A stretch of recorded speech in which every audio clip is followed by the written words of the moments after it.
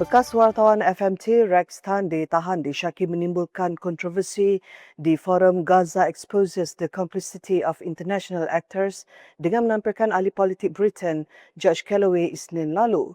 Tan, 31 tahun, ditahan selepas hadir ke Ibu Pejabat Polis Daerah IPD Dang Wangi malam tadi.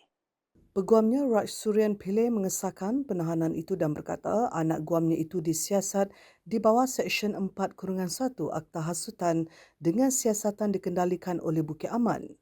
Tan ditahan polis jam 12.45 tengah malam tadi dan reman dijangka dimohon pagi ini.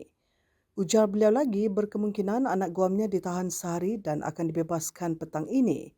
Difahamkan Tan telah meletakkan jawatan pagi semalam susulan kecaman ramai membabitkan insiden bertanyakan soalan kontroversi itu. Tan telah memohon maaf secara terbuka berhubung soalan yang diajukan semasa ceramah awam itu pada 12 Januari lalu. Dia turut melahirkan rasa kesal kerana menyebut kaum Cina dan Melayu dalam soalan itu sambil menegaskan rujukan berkenaan tidak perlu dan sepatutnya dielakkan.